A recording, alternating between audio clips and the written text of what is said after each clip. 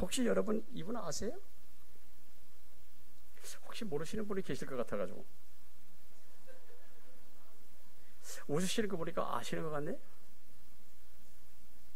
내가 오늘 이 자리만 아니면 저 사람이 부른 바람이라고 하는 노래를 내가 한번 부르고 싶은데, 아주 그 바람에 아주 그 바람 그 노래에 아주 넘어가는 분들이 많이 계시더라고요. 그래서 우리 아마 웃으시는 분들은 다 아마 아시는 걸로 알고, 또 저분 아세요? 또 아마 이분도 아세요? 모르세요? 아시면서 그냥 내숭다는 거예요. 그냥 아이고 나는 그래도 그렇게 산다. 이 사람이요. 참 잘생겼어요. 그죠? 나 저 모습을 보면 내가 젊었을 때 내 모습 같았어요. 그리고 또 이 사람은요. 마이지라고 하는 사람이죠. 내가 왜 이 그림을 여러분에게 보여드리냐 하면, 요즘 트로트 시대를 우리가 살아가는 것 같아요. 그죠? 여러 방송사들이 트로트 선발 대회를 한다고 프로그램을 이렇게 전개하면서 온 세상이 아주 들썩이고 있어요. 제가 언젠가도 한번 이야기했잖아요. 하도 성도들이 트로트를 듣다 보니까 찬송 부르는 것보다 응원을 하다 보면 저 대중가요가 나온다는 거예요. 하도 들으니까 그만큼 지금 이 대중가요의 이 트로트 선발 프로그램이 많은 방송사에서 지금 하고 있기 때문에 집에서 테레만 틀면 지금 그거 지금 나오고 있잖아요. 근데 가만히 보면 저 사람들이 여러분 오늘 아까 봤던 그림들이 이번에 아주 그 스타가 되었잖아요. 근데 이 스타가 되기 전에 저들 보니까 10년, 20년, 30년 동안 무명으로 얼마나 고생했던 사람이었고, 무명의 시대를 지나서 이제 스타가 되어가지고 많은 사람들의 박수갈채를 받고 있는 그 모습을 지금 우리 보고 있어요. 언젠가 제가 한번 봤습니다만은 구슬을 꿰어 생계를 이어가며 무명 생활을 해야 했던 그 서름들, 얼마나 힘들었겠어요. 먹을 것이 없어 생활이 안 돼. 그래서 구슬을 끼워가지고 팔아가지고 생기를 이어가면서 그래도 가수가 되려고 하는 그 꿈을 잃어버리지 못해. 어떤 친구는 이 막노동에 가가지고 노동해가면서도 가수의 꿈을 이루겠던 그 무명의 가수들의 모습들 이렇게 막 참 어려웠겠다, 힘들었겠다 라고 하는 생각을 이렇게 해봤어요. 조금 전에 봤던 이 가수들, 오랜 세월의 무명에서 스타가 된 사람들, 여러분 고생 끝에 지금 저들은 낙을 보고 있는 거예요. 지금도 보면 스타의 날을 기다리면서 무명으로 전국을 일주하며 노래 부를 수 있는 곳이라면 어딘지 쫓아가는 지금 사람들이 얼마나 많은지 무명의 사람들, 그것도 10년, 20년. 그래서 그런지 몰라도 요즘 어른이나 아이들 할 것 없이 아주 여기에 도전하는 사람들이 그렇게 많을 수가 없어요. 이 영화부, 유초등부, 중고등부, 청년부 아이들까지라도 그냥 여기에 더 도전해가지고 이렇게 하는 것을 우리 보았잖아요. 그죠? 부모의 반대를 무릅쓰고 가수라고 하는 꿈을 하나 이루기 위해서 경북 구미에서 서울로 상경했던 한 사람이 있었어요. 개건 트레이너 또는 보컬 트레이너를 거치면서 낙심과 절망 속에 살아갔던 한 젊은이가 한 사람이 있었어요. 오랜 무명을 겪으면서 얼마나 고생을 많이 했겠어요. 이름도 없이 살았던, 그러나 오직 가수가 되려고 하는 이 꿈을 버리지 못했던 이 청년, 마지막 심정으로 너목보에 출연해가지고 신동을 만났던 사람 알지요? 누굽니까? 바로 이 사람 아닙니까? 잘생겼죠? 저 친구도? 몰라요? 모르세요? 순간에? 아시지요? 대답을 못할 뿐이지. 황치라고 하는 이 친구, 황치라는 친구. 열정 하나로 어려운 환경을 디딤돌로 삼아가지고 멋지게 성공했던 사람들, 여러분 이 무명 가수뿐이겠어요? 아니지요. 우리 삶의 주변에도 보면은 열심을 가지고 환경을 디딤돌 삼아가지고 고난을 이어가면서 멋진 자리에 서 있는 사람들이 얼마나 많은지 몰라요. 그래서 보면 쉬운 일이 하나도 없는 것 같아요. 세상살이 어떠세요 여러분? 다 쉬웠습니까? 살아오면? 아니잖아요. 그죠? 보면 쉽게 쉬운 일도 없을 뿐만 아니라 쉽게 사는 사람들도 별로 없는 것 같아요. 다 나름대로. 그리고 오죽하면 천가지는 천석구는 천가지 걱정, 만석구는 만가지 걱정이라고 했겠습니까? 오늘날도 세상에 수많은 사람들, 성공자들을 보면 여러분 어떠세요? 고난과 어려움을 극복하면서 그 자리에 서기까지 얼마나 애를 많이 쓰고 낙심 절망 많았겠습니까만, 여러분 그 자리에 서서 지난날 배워가며 잘 살았다. 여러분 그런 얘기 하지 않겠어요? 어떠세요? 인생에게는 슬프고 괴롭고 쓴 마라 같은 날들도 있어요. 여기 마라 나오죠. 오늘 본문에 마라 쓰다, 자기 인생은 썼다라고 하는 얘기, 마라가 나오지요. 또한 반대로 인생에게는 즐겁고 행복한 나오미 같은 날도 있어요. 이 나오미란 말이면 행복하다, 즐겁다는 얘기예요. 그래서 인생에게는 때로는 마라 같은 인생도 있고, 때로는 나오미 같은 인생도 있고, 때로는 환경이 마라 같은 환경이 있고, 또 나오미 같은 환경이 우리에게 있어서 이걸 넘나들며 살아가는 것이 우리 인생의 모습이 아닌가, 그렇게 생각을 해봅니다. 여러분 기억하십시오. 그러나 어느 날 갑자기 저절로 우연히 나오미 자리에 선 사람은 세상에 한 사람도 없어요. 다 마라를 거쳐서 CEO가 된 사람들 역시 말을 거쳐서 나오미의 자리에 서서 그동안 참 잘 살아왔다. 아까 우리 전원에 함께 이야기하면서 하나님의 은혜였습니다. 그렇습니다. 살아왔던 순간순간들을 어찌 보면 되돌아보면 하나님의 은혜 아닌 것이 없고, 지난 3월달까지 우리 삶의 모습을 되돌아보면 왜 그렇게 땅 위에 사건 사고도 많고, 그러나 되돌아보면 하나님의 은혜로 여기까지 왔고, 앞으로 우리가 또 동일한 은혜로 살아가게 될 줄로 믿습니다. 쨍하고 해뜰 날이 우리에게 올 줄로 믿고 살아가는 우리 많은 사람들, 너나 없는 우리의 모습들이 아니겠습니까?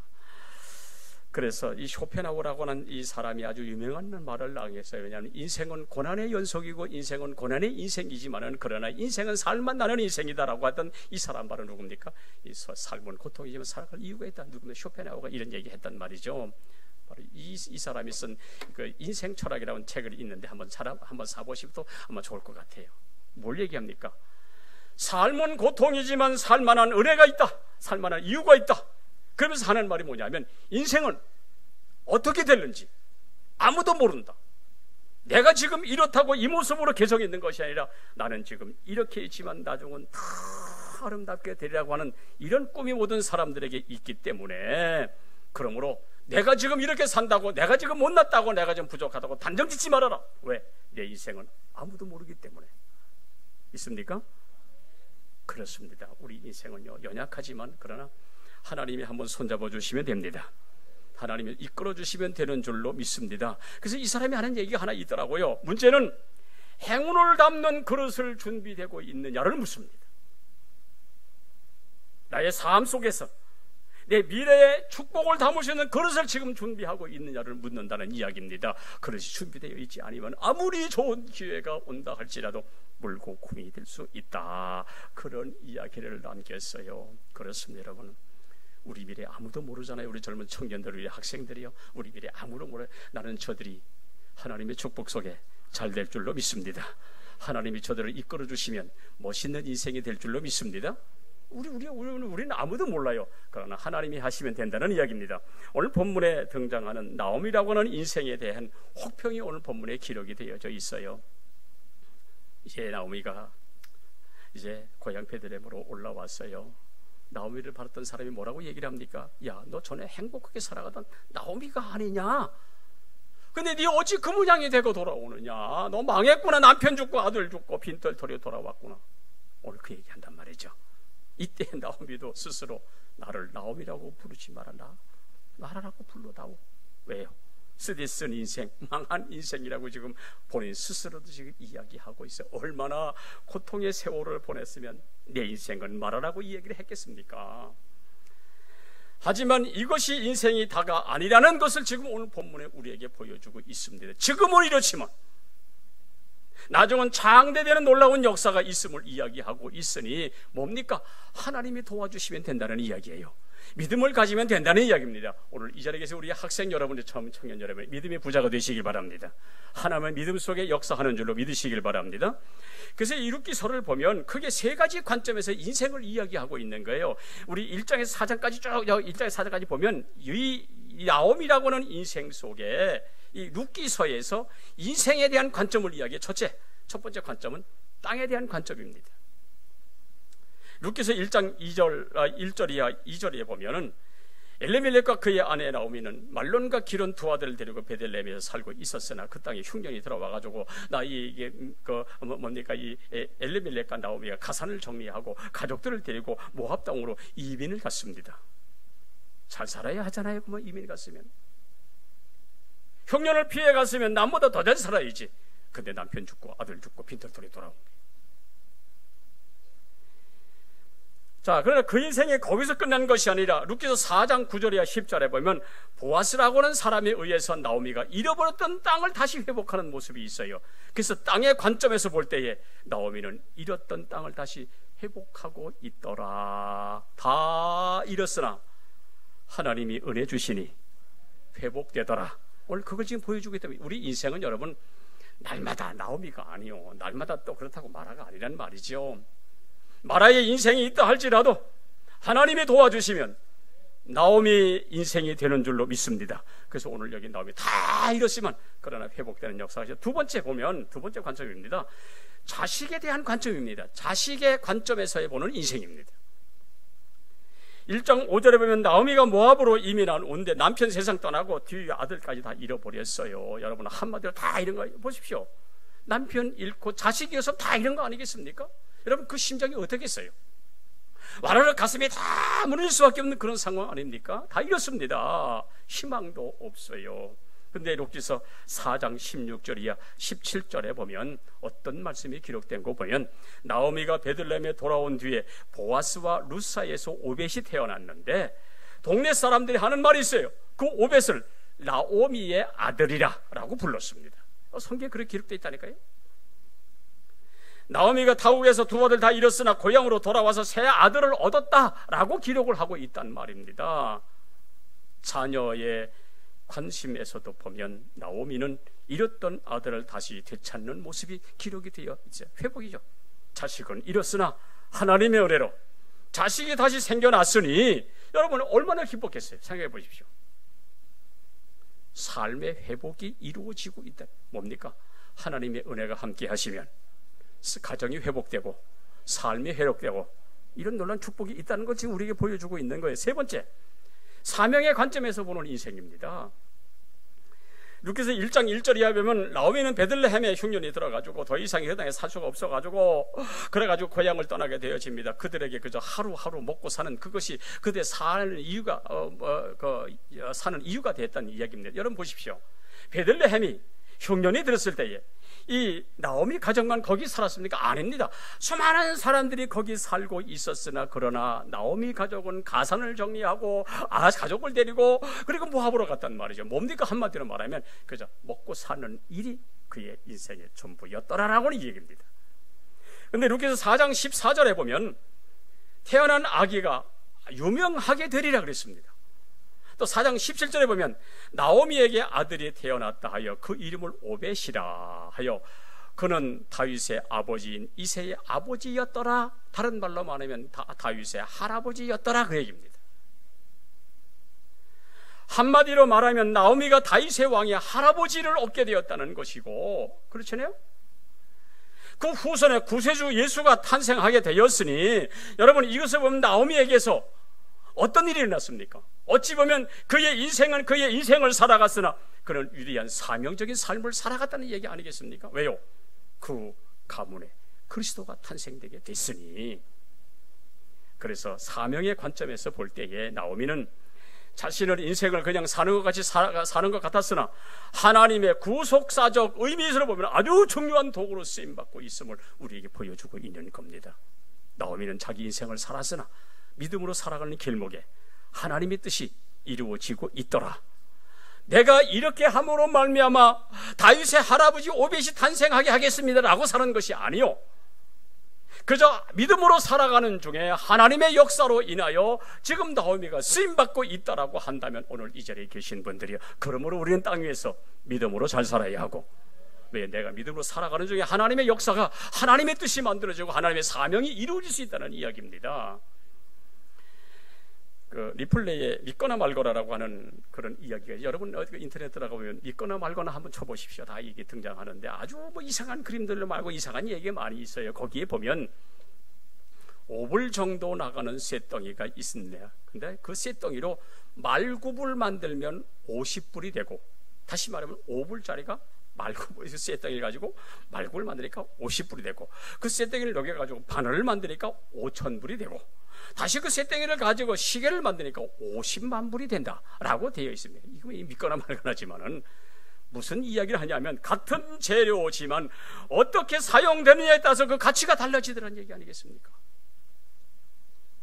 그러므로 사람이 무엇에 쓰임받느냐에 따라서 그 사람의 가치가 달라진다는 얘기죠. 그죠? 여러분 나오미 보십시오. 빈털털이 됐어요. 남편 죽고 아들 다 죽었어요. 그렇죠? 그러나 그가 위대하게 하나님의 앞에 쓰임받는 놀라운 자가 됐다는 것은 그가 어떻게 살아갔는지를 이야기하고 있는 거 아니겠어요? 가치뿐만 아니라 그 사람의 행복도 불행도 여기서 만들어진다는 사실을 우리에게 가르쳐주고 있다면, 그러므로 성도 여러분들이요, 우리가 하나님의 사랑을 받고 하나님께 쓰임받는다면 우리의 가치는 달라지게 되는 줄로 믿습니다. 우리가 하나님을 사랑하고 하나님께 충성하면 우리의 가치가 달라질 뿐만 아니라 영혼이 잘된 같이 범사가 잘 되도록 역사해 주시고, 그러면 우리 인생도 멋있는 인생이 되는 거예요. 우리 젊은 청년, 우리 학생 여러분들이 그렇게 됐으면 좋겠습니다. 그러나 하나님 없이 살아가면서 주어진 삶의 무게를 감당하지 못해 쩔쩔매면서 마지 못해 살고 죽지 못해 살아가다, 여러분 그 인생 그게 행복하겠어요? 인생이 어디서 와서 어디로 가는가를 남긴 스위스의 사상가 칼 힐터라고 하는 사람, 바로 이 사람이죠. 이 사람이 쓴 책입니다. 행복론인데 한번 여러분 기상 한번 해보시면 좋겠어요. 이 사람이 뭐라고 얘기했는지 아십니까? 내 사명을 깨달은 날이 내 세계의 최고의 날이라. 또 이 사람 또 한 사람이 있어요. 이 누굽니까? 빌 게이츠 아닙니까? 이 사람은 세상에서 가장 의미 있는 일은 내가 지금 하고 있는 일이다라고 이야기를 했어요. 그렇습니다. 사명은 우리 인생을 춤추게 하고, 사명은 우리를 열정적으로 세상을 살게 만드는 원동력이 되는 줄로 믿으시길 축원합니다. 여러분, 사도행전 9장에 사도 바울이 예수 만났잖아요. 어땠어요? 그는 사명을 깨달아 모든 것 다 배설물로 여기며 매를 맞으며 옥에 가두며 수많은 조롱과 수많은 비웃음을 받으면서 그 일생 동안 사명으로 살아가잖아요. 왜 그렇습니까? 사명을 깨달았기 때문에 그 인생이 바로 그렇게 춤을 추게 살아가게 하는 모습이 여러분 성경에 기록이 되어 있어요. 그래서 숨 쉬는 날까지 사는 이유를 아는 사람은 행복한 자인 줄로 믿으시기를 축원합니다. 오늘 여기 계신 분들이요, 대중가요 중에 한 가사가 하나 있어요. 오늘이 가장 무슨 날? 젊은 날. 다 아시면서도 그래도 우리는 예수 믿는 사람이 거룩한 사람이니까 어찌 이렇게, 아니요, 우리는 오늘이 가장 젊은 날입니다. 주일을 할 수 있는 날인 줄로 믿으시길 축원합니다. 이것이 우리에게 사명의 한 날이 되어진다고 한다면 어찌 주님이 기뻐하지 않으시겠어요? 그러면 이렇게 행복하게 사는 지름길이 뭘까요? 첫째 하나, 믿음의 눈을 가지자는 거예요. 믿음의 눈을. 룻기서를 보면 하나님이 전면에 나타나질 아니합니다. 여러분 성경 읽어보셨죠? 하나님께서 직접 말씀하시는 장면도 나타나질 않아요. 그리고 하나님께서 어떤 사건에 개입하시는 장면도 전혀 나타나질 않아요. 룻기서가 바로 그렇단 말이죠. 그러나 하나님은 겉으로 나타나지는 않지만 하나님은 보이지 않는 손길로 인생의 모든 일을 주관하시고 섭리하신다는 사실을 우리에게 보여주고 있어요. 여러분 기억하십시오. 하나님은 나타나지도 아니하고 말씀도 이렇게 하지 아니하고 어떤 사건에 개입하신 일이 없어요. 그러나 룻기서 1장 21절에 보면 나오미는 자신의 가정이 많은 재물을 가지고 모압으로 이민 갔지만 하나님께서 그 많은 것을 모압 땅에서 다 잃어버리게 하셨더라. 우리 한번 보겠습니다. 자, 한번 볼까요? 우리 21절 보십시오. 뭐라고? 다 같이 시작. 내가 심히 풍족하게 나갔더니 여호와께서 내게 비어 돌아오게 하셨느니라. 여호와께서 나를 징벌하셨고 전능자가 나를 괴롭게 하셨거늘 너희가 어찌 나를 나옴이라 부르느냐 하니라. 여기 보면 여호와께서 내게 비어 돌아오게 하셨고 여호와께서 나를 징벌하셨다. 다시 말하면 자신이 전면에 나타나 이렇게 해라 저렇게 말씀하신 일이 없었지만은, 그러나 하나님의 간섭이 나오미에게 이루어지고 있는 모든 모습을 우리에게 무엇을 이야기하느냐 하면 하나님은 계속해서 보이지 않는 손으로 간섭하고 계시더라. 나오미의 인생을 간섭하고 계시다, 그 얘기 아니겠습니까? 여러분, 여기 나오미라는 인생은 하나님의 섭리에 살아갈 수밖에 없는 인생 아닙니까? 보십시오. 남편 잃었어요. 자식 데려갔어요. 자기가 할 수 있는 일 아무것도 없어요.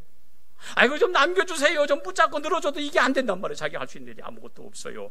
하지만 나오미는 그런 환경에서도 하나님이 인도하실 것을 믿고 의지하고 살아갔다는 것이 오늘 성경이 우리에게 가르치는 교훈입니다.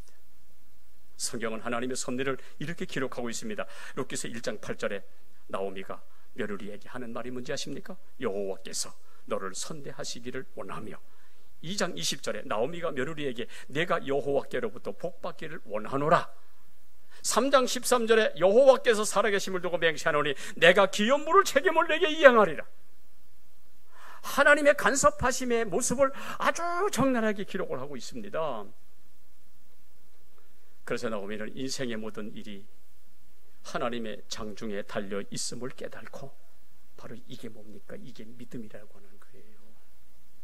하나님은 내게 말씀하지 아니하고, 하나님은 내게 눈에 보이지 아니하고, 하나님의 역사가 내게 눈에 보이지 아니한다 할지라도, 지금 나의 인생을 하나님이 간섭하고 계시는구나, 이걸 지금 이야기하는 거 아닙니까? 하나님이 인생 문제를 해결해 주셔야 하는 것도 고백하는 것이 오늘 본문이고, 보면 뭘 얘기합니까? 그렇습니다. 인생은 하나님이 풀어주셔야 하고 인생이 열어주셔야 되는 거예요. 그래서 인생의 모든 문제는 하나님의 손안에 있다는 이야기입니다. 그러므로 여러분, 믿음으로 살아가시기를 예수의 이름으로 축원합니다. 진짜입니까? 이어령 박사 알죠? 이어령 박사.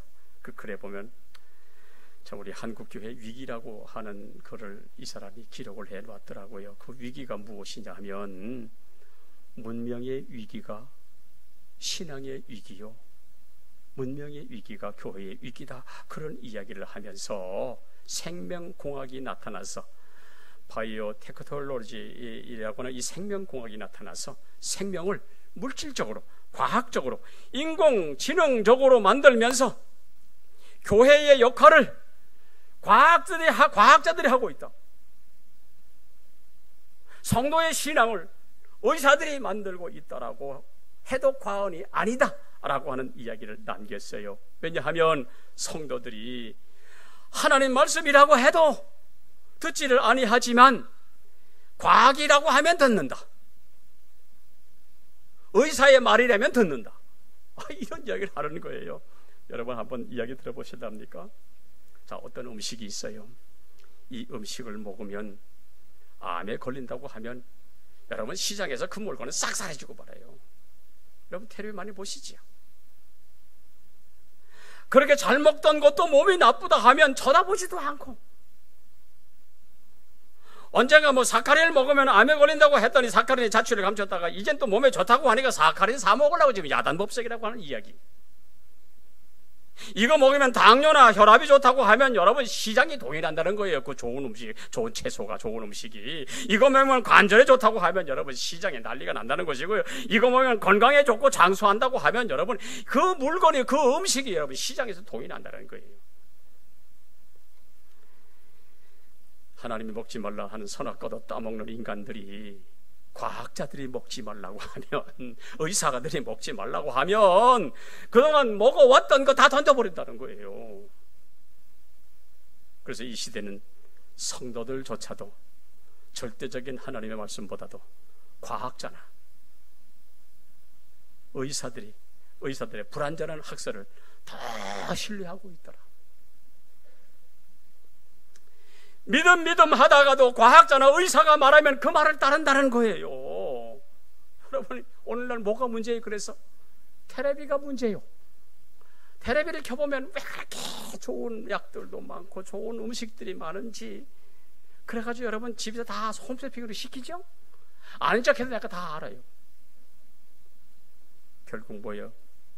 문제는 믿음이 문제예요. 바로 이어령 박사 누굽니까? 인공지능이 인간을 지배할 수 있을까요? 저 사람이 한 얘기 중에 하나가, 왜 과학이 발달할수록 기독교는 쓸쓸해지는가? 어떻게 생각하세요? 이 시대의 지성을 대표하는 석학 이어령 씨가 예수 믿고서, 저 사람이 오래 믿은 사람도 아니지만은 그래 예수 믿고 보니까 이게 문제다, 그렇게 이야기를 해놓았더라고요. 무슨 이야기입니까? 뭘 믿고 사느냐, 거기에 인생이 결정되는 것이란 말이죠. 왜냐하면 무엇을 믿고 사느냐, 그 믿은 만큼 살게 되어지는데, 오늘 성도들이요, 살아계신 하나님을 믿습니까? 그 하나님을 신뢰하시기를 주의 이름으로 축원합니다. 많은 사람이 돈이나 권세나 자식이나 사람을 믿어요. 여러분 경험하잖아요. 이거 다 헛것이 헛것. 있다가도 없고 사라지고. 여러분 믿을 것을 믿는 것에 발등지키는 일들이 여러분 세상에 얼마나 많은지 몰라요. 아이고 나는 저걸 믿을 수 있어, 저 사람 믿을 수 있어. 아니요, 그들은 발등지켜가지고 동동거리는 모습들이 얼마나 많은지 몰라요. 여러분 우리 이거 많이 경험해 보셨잖아요. 또 경험도 여러분 많이 또 했고요. 분명한 것은 살아계신 하나님은 멀리 계신 분이 아니고 가까이 계신 분이고, 그분이 지금도 간섭하시니까, 그러므로 우리가 그 하나님의 인도하심을 입고 순종하며 따라가기만 하면 하나님은 어느새 내 바라던 소원도 이루어 주시고 내가 기도했던 것도 응답되게 해주시고, 그러면 멋진 인생을 맛보게 하실 줄로 믿습니다. 오늘 이 시간 여기 계신 분들이요, 우리 4월달 믿음의 부자가 되시기를 주의 이름으로 축원합니다. 두 번째로 최선입니다. 나오미는 유다 땅에 흉년을 찾아오자 삶을 위해 이민 떠났다 그랬어요. 거기서 하나님 섭리 가운데 모압 땅에서 며느리 룻이라고 하는 사람을 이제 며느리로 얻게 되어집니다.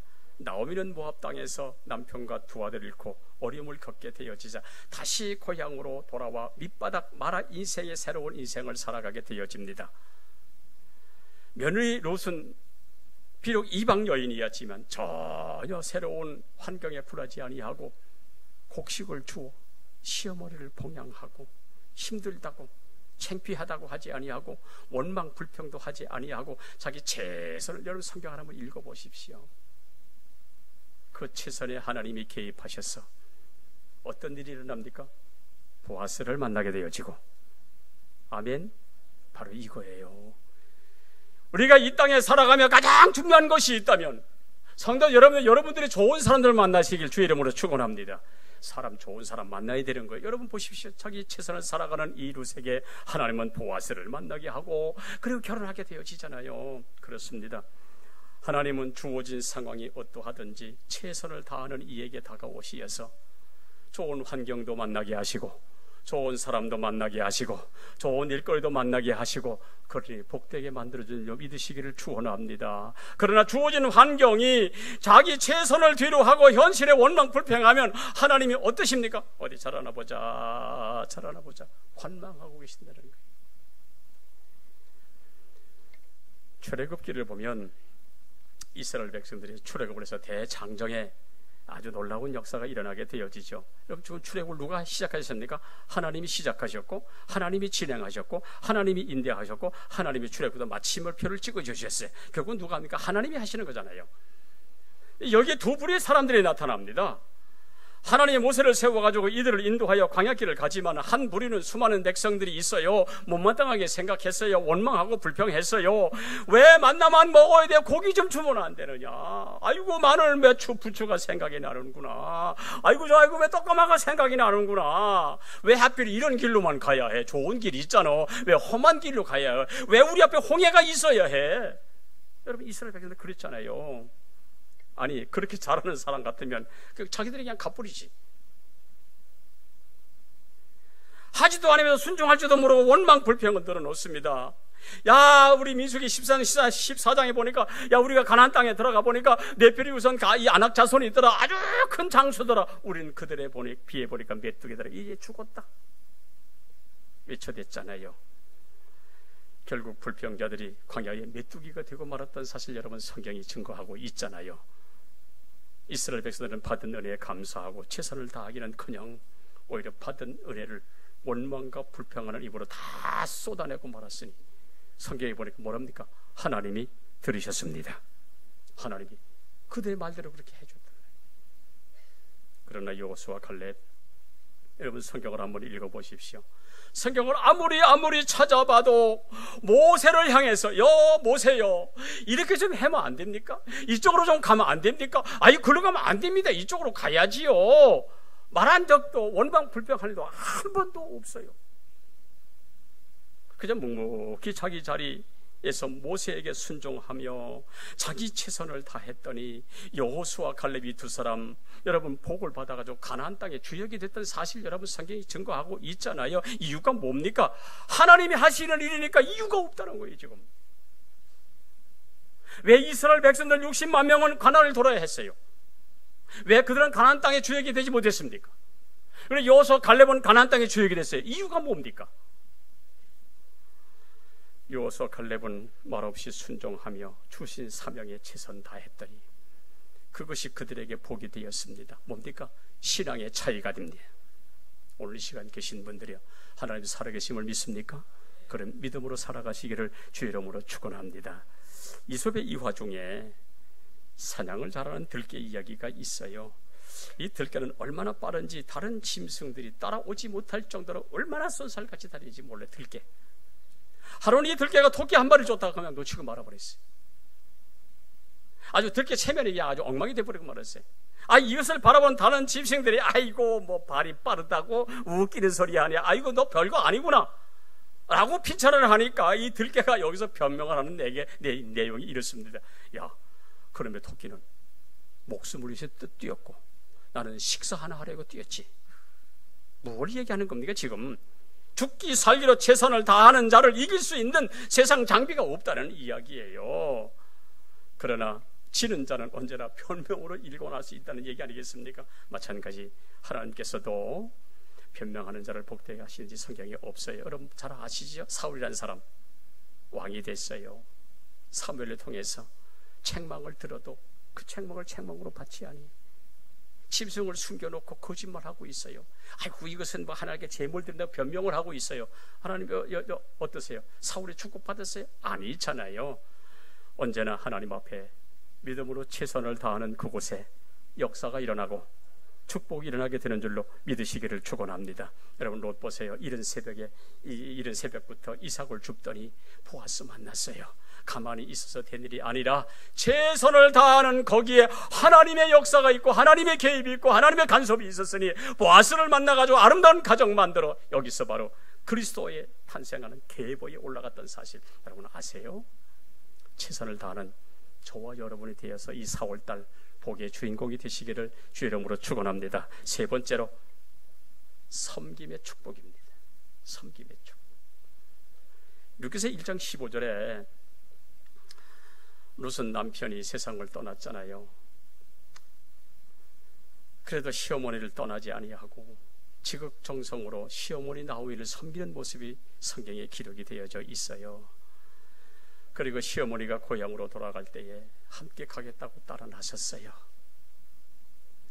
그때 나오미가 하는 말이 뭡니까? 내 민족에게 돌아가서 너도 남은 인생 행복하게 살아야 되잖아. 이미 네 남편은 세상에 없잖아.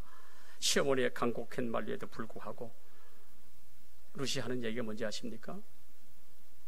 어머니 가시는 곳에 나도 가고 어머니 머무는 곳에 나도 머물고 어머니 백성이 나의 백성이 되고 어머니 하나님이 나의 하나님이 되시고 어머니가 죽어 묻히는 곳에 나도 그곳에 죽어 묻히겠습니다. 그랬어요. 여러분 이런 룻에게 하나님 감동받지 않으시겠어요? 어떠세요? 여러분 이런 룻에게 하나님의 복을 주지 않으시겠어요? 아이고 늙은 과부 늙은 어디 시어머니 아이고 잘됐다 떼쳐버리자. 그러나 오늘 여기 성경에 여러분 한번 읽어보십시오.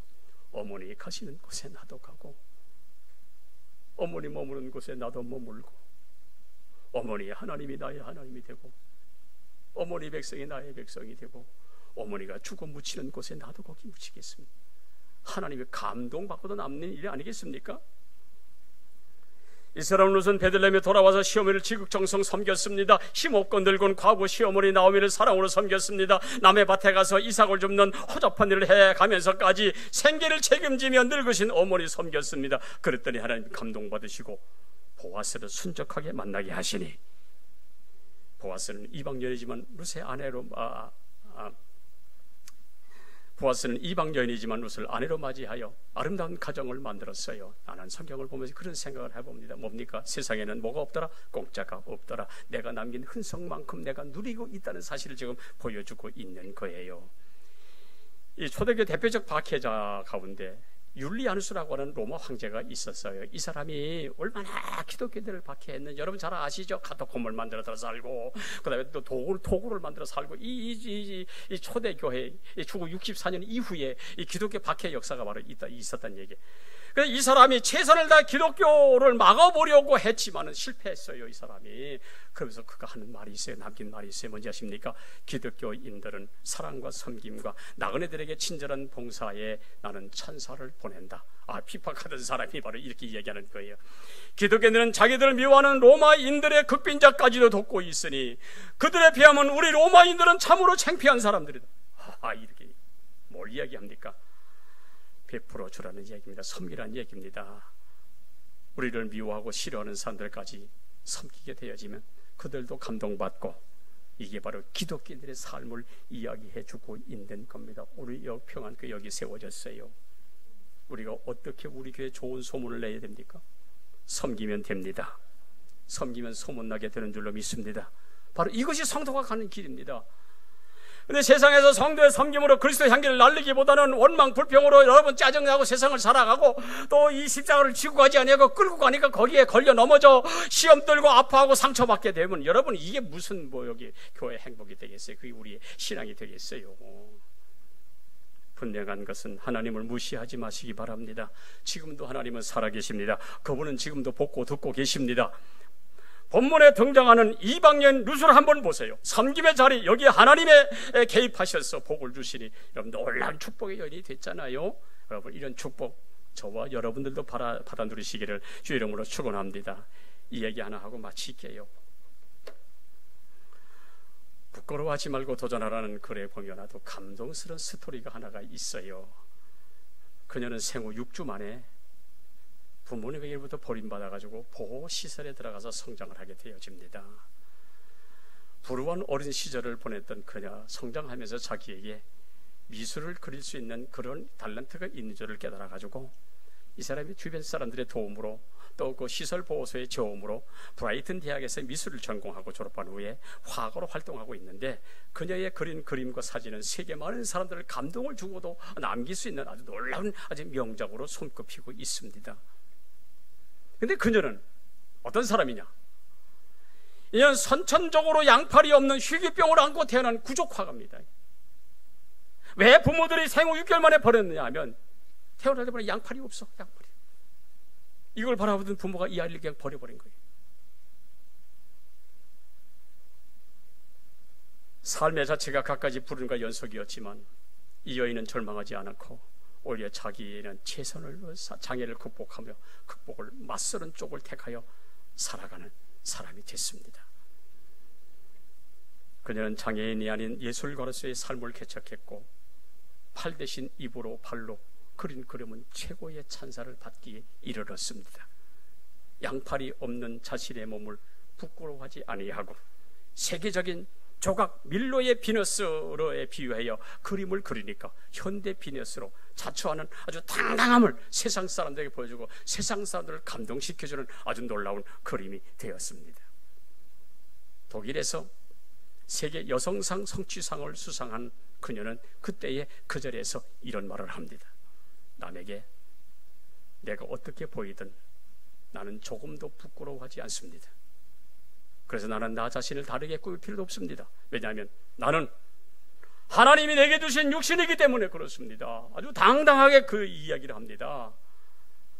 팔이 없이 태어난 자신의 모습을 하나님의 걸작품인 줄로 믿고 원망하지 아니하고 불평하지 아니하고 좌절하지 아니하고 실망하지 아니하고 자기 스스로 진정한 아름다움을 만들어가는 아주 그 여인, 바로 이 사람이 앨리슨 레퍼라고 하는 사람, 바로 이 사람입니다. 양팔이 없어요. 양팔이 없지요. 이 사람에 대한 이야기 책으로서 나왔습니다. 입으로 그림을 팔이 없으니 그리죠. 사랑하는 여러분들이요, 저 사람도 저렇게 살 수 있다면 우리는 더 멋지게 세상을 살아갈 수 있는 줄로 믿으시기를 축원합니다.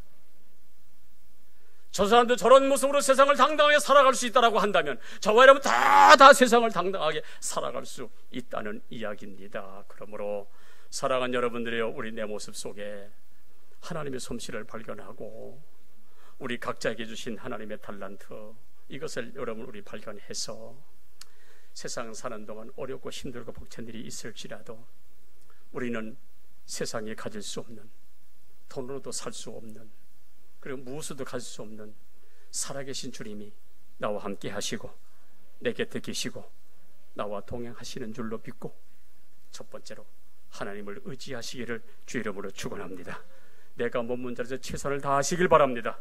그리고 모든 주변 사람을 섬기고 살아갈 수만 있다고 한다면 하나님 우리 모두를 복되게 만들어 주실 줄로 믿습니다. 이 축복의 주인공이 다 되시기를 예수 이름으로 축원합니다. 살아계신 하나님 고맙고 감사합니다. 오늘 이 아침에 이전에 올라오며 우리 주의 말씀을 가슴에 닿습니다.